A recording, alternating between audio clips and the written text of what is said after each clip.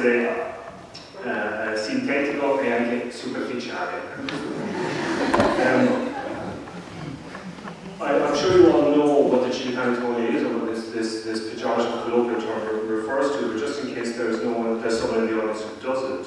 It's the film di Natale, the Italian Christmas film, released annually, which will typically star the two gentlemen you see there, Christian De Sica on the left, and until recently Massimo Baldi on the right.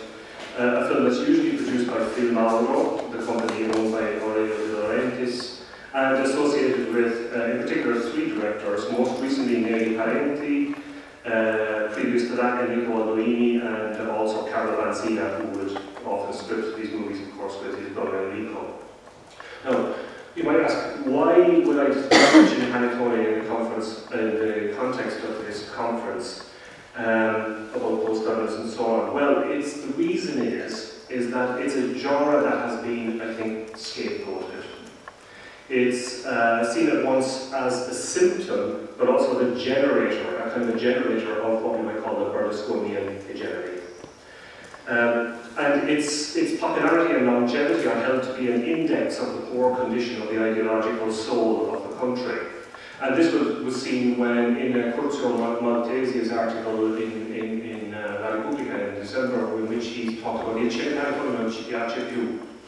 And he talks about the most recent Cinepanettone, Vacanze di Natale and Cortina, which did relatively badly at the box office. And he said, oh, this is because abbiamo superato the Berlusconian era. So he linked very directly the Cinepanettone as if it was the ideological expression of Berlusconi, basically, as if it somehow reflected Berlusconian values and so on, in a rather mechanistic and simplistic way. I mean, chi se ne frega di Maltese, però the point about this is that he's not his take on the Cinepanettone is absolutely the same one that you find in authoritative film criticism, even in figures like John Piero Brunetta, for example. So, although he's doing kind of journalistic discourse, in cinema discourse, this is absolutely also present and is the case. Now, a second reason to discuss the Cinepanettone at this conference is the link that's constantly made between the Cinepanettone and Italian television, particularly, of course, the Berlusconian version of Italian television. In fact, it's seen to have a symbiotic relationship with television, as Roy Bernardini says here, mescalano I Cinepanettoni, cioè cattiva TV e pessima pubblicità.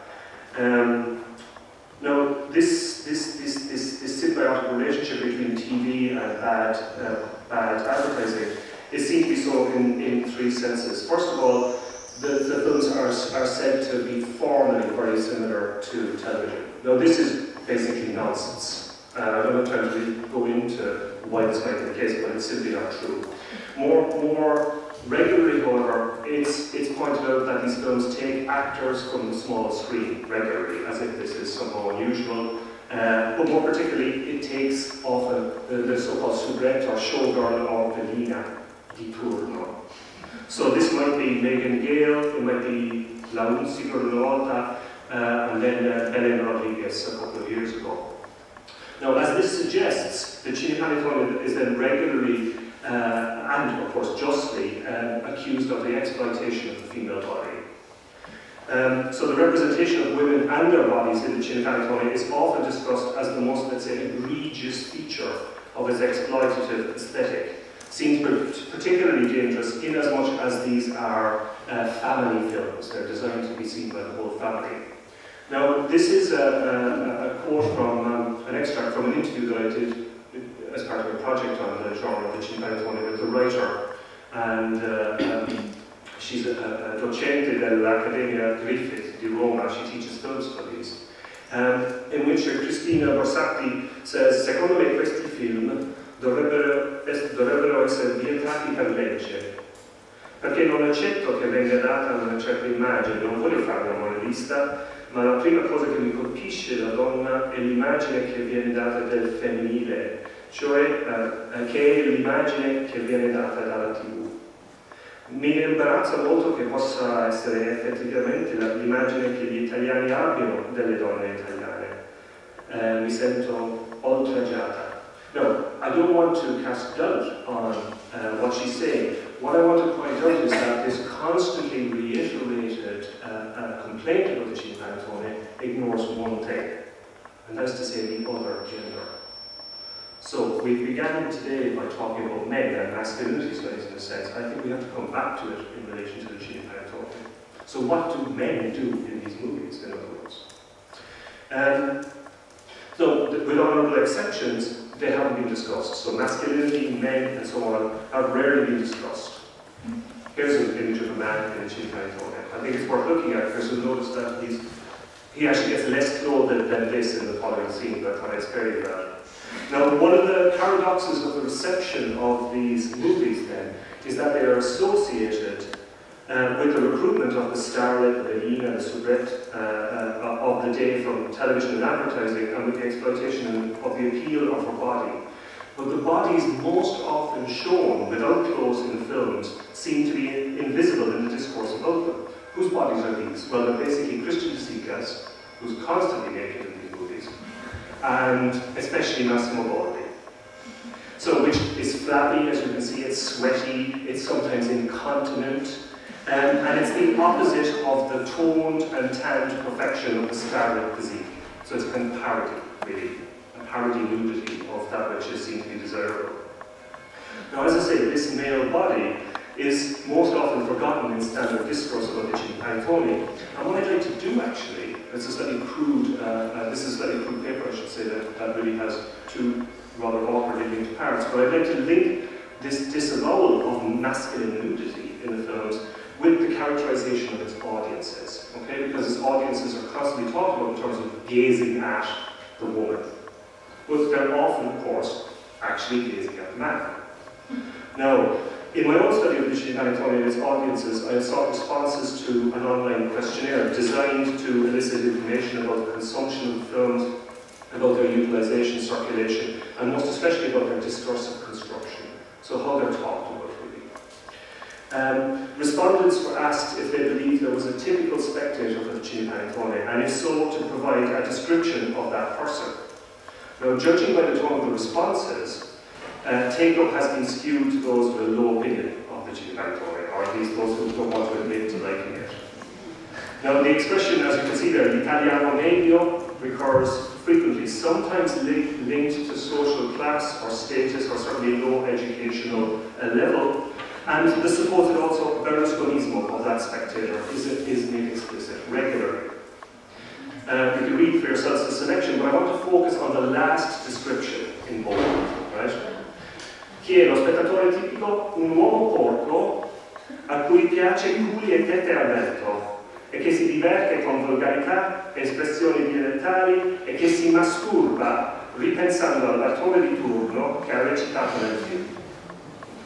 Now, it's notable, I think, well, that where typically it might be the feminized spectator, and this is something that Catherine gestured at this morning, who bears the brunt of authoritative denunciation typically, or complaint. Here what we have is the figure of the middle, or perhaps even the lower class male who incarnates the abject spectator. And of course here, this abject spectator is a version of Berlusconi himself. We can see this, it forms part in the discourse. Now the point is, it's very unlikely, given the success of the Cine Panettone for a long period with a very variegated family audience that includes families and persons of all ages and sex, that a spectator can be so confidently gendered.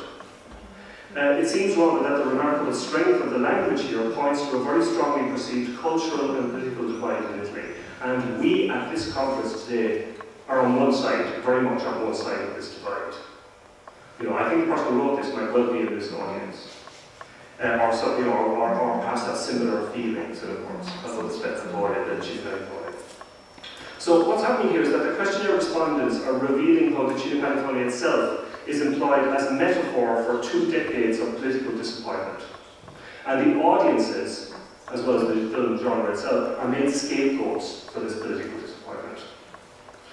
And this relates really to the use of the Bellina, I must say, in documentaries like Zanarco's documentary, as discussed by Danielle Hipkins in her very important article that was published in, as been mentioned several times today, in Italian Studies last year. The Bellina is a scapegoat. Likewise, the Cine Panettone and its spettatore tipico is a scapegoat.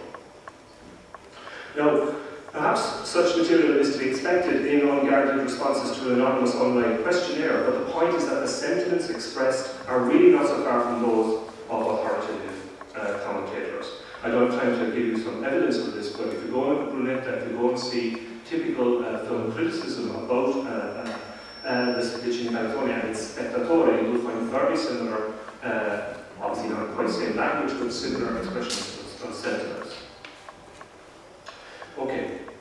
Now, what I want to do now is to, having set up how the genre is perceived and how it's deplored, as well as the spectator, I actually want to show you a clip, which I will then discuss. Now, what you're going to see here is a clip from Paparazzi, from Capolavoro del 98, which I've edited. Okay, so it's not clumsily edited so we can keep the time.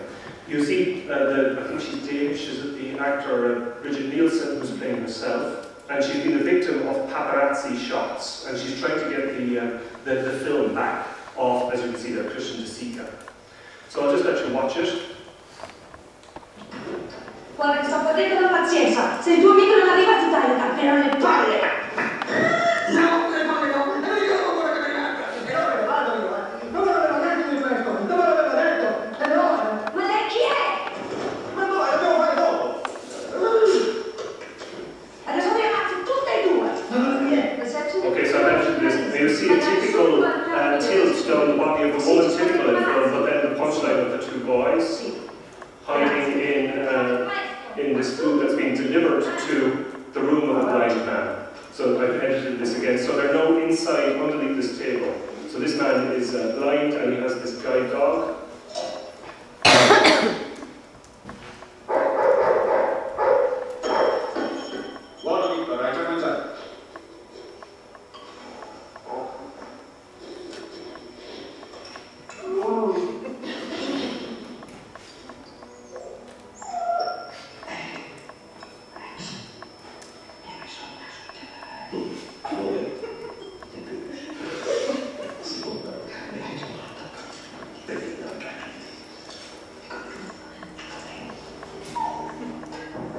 So again, I've edited it. Security are arriving to try to find them, having been alerted by Bridget Nielsen.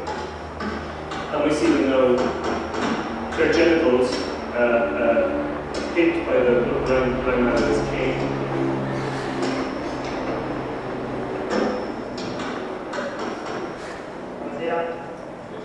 Ci scusi, siamo dalla sicurezza. Stiamo cercando dove giusto, dobbiamo fare il controllo. Prego.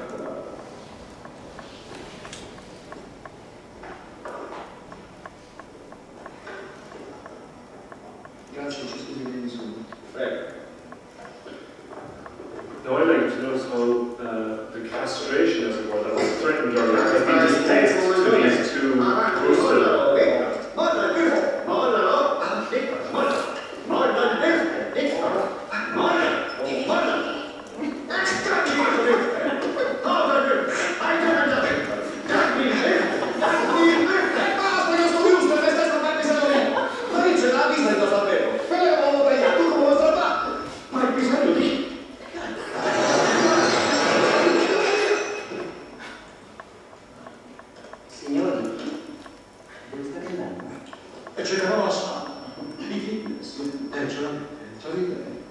La sauna è chiusa a quest'ora.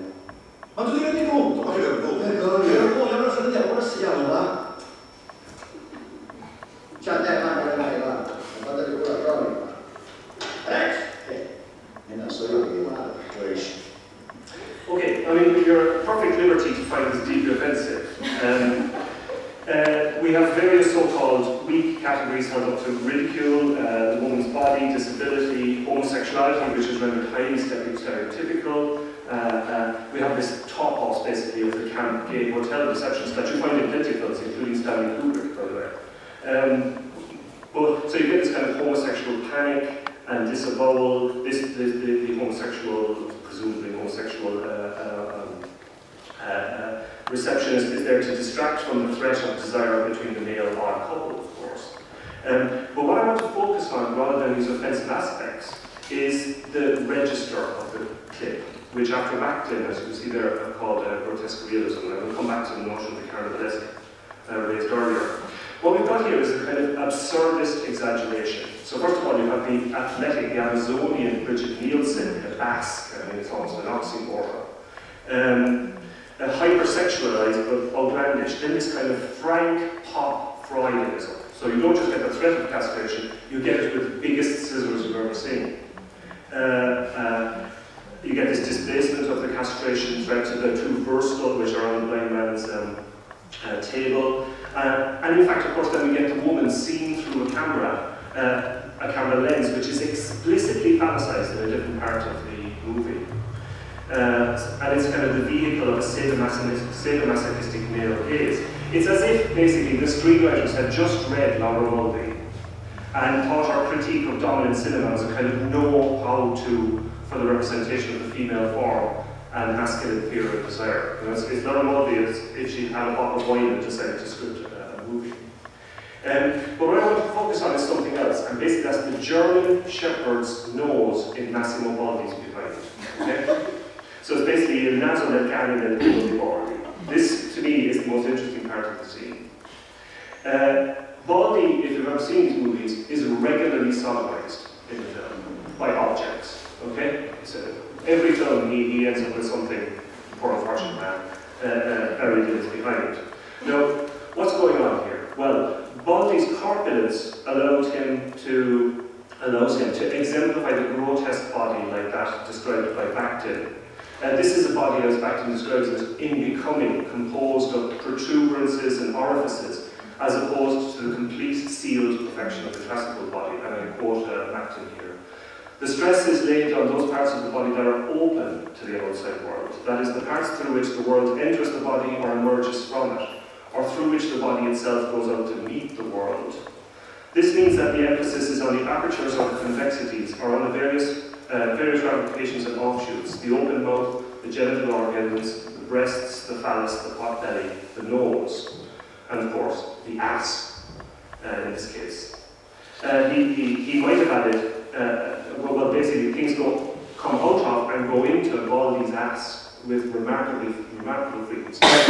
He is the grotesque body, the corpo cannibalesco, Now, this indicates a register of representation we call grotesque realism, which for Bakhtin is, as you all know, I'm sure very well, is an aspect of the carnivalesque.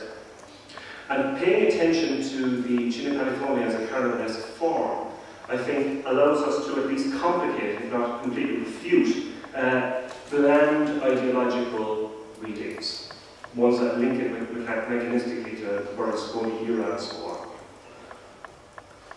Now, as you're well aware, in Bakhtin's celebratory account, Carnival was a period in which the whole community participated in the inversion of hierarchies and the suspension of normal codes of behaviour, something which involved the indulgence of appetites and all the pleasures and needs of the body. Now, obviously the Cine Panettone lends itself to analysis in carnivalesque terms because it's associated with a festival suspension of quotidian norms and priorities.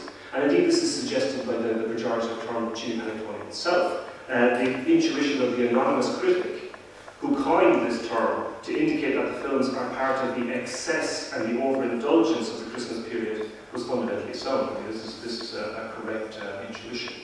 The audiences for the Cine Panettone are united in a national ritual of eating, drinking, and going to the cinema, where they laugh along and participate in this kind of carnivalesque performance. So it's a popular cultural discourse, in other words, set in opposition to official languages of morality and control. These languages of morality and control are precisely the kind of languages spoken by authoritative critics like Brunetta and by the respondents to the questionnaires I quoted earlier, and even to some extent by a forum like this. No. You might object that far from providing a transgressive escape from the norms and regulation of contemporary Italian society, the Cine Panettone is instead a celebration of the worst excesses of Italian political and mediatic culture, as exemplified, of course, in the carnivalesque antics of the paradigmatic jester king, the former Premier Berlusconi. On this reading, the Cine Panettone is simply the unguarded version of the demagogy and ideology of a grotesque ruling class. So So it's a transgression in its sexism, xenophobia, and homophobia only of politeness, and a validation of prejudice and oppression rather than, let's say, their diversion or anything else. So, yeah, this argument, if Cine Panettone is carnival, it has become basically the official feast of the ruling order. Now, what I want to suggest is that Bakhtin himself offers a possible answer to this objection. He says that carnival and other forms of protocol and ritual based on laughter offer an extra political dimension. They belong to an entirely different sphere. Now, I realise I'm saying something that's very utopian here, very perhaps idealistic. And such an assertion that there's an extra ideological, an extra political sphere goes against academic doctrine. It goes against political doctrine that I certainly all share. Already as undergraduates in the academy, we're taught that no form of representation escapes ideology and imbrication with power. But the point is that this truism is vapid, it's empty, if it stops us from accounting for the pleasures offered by a form. And I think we far too readily make the connection between the ideology of, let's say, Berlusconi and that we find somehow in the Cine Panettone in too mechanistic and too strong terms, assuming that the ideological implications of a form can be known in advance, as it were. And you know, many people would say they hate the Cine Panettone, and they say, quanti di realisti, nessuno.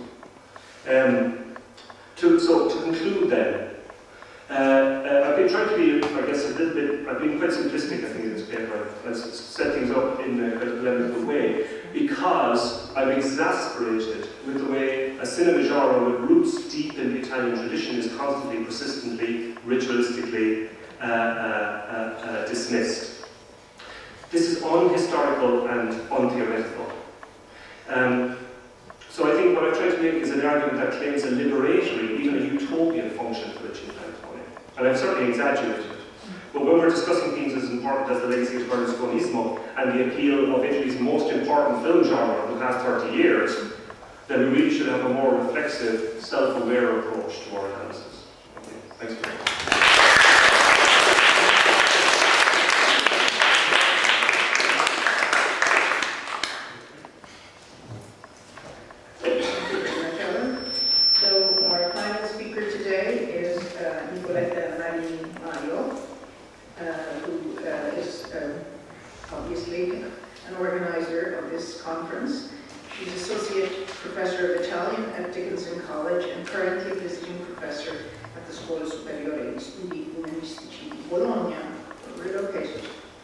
She holds degrees from Perugia and the University of Perugia and the University of Rome, and she also has a PhD from Pennsylvania, the University of Pennsylvania in the US. Her academic interests lie in the 20th and 21st century Italian literature, theatre, and film. She's published numerous articles and chapters on the anni di piombo in film and theatre, as well as on coming of age in film and on Paolo Sorrentino's cinema. She has recently co-translated with Ellen Nirenberg and Thomas Simpson a critical translation of Corpo di Stato by Marco Balliani, and has co-edited with Colleen Ryan Schultz 2 volumes on teaching Italian through theatre. She is currently completing a monograph on the abduction and assassination of Aldo Moro in theatre and films. The title of her presentation today is Nuda Calda Kosciuga, Cinematic Representations of Gender from Liberating Icons to Post-Feminist Masquerades. Grazie, per questa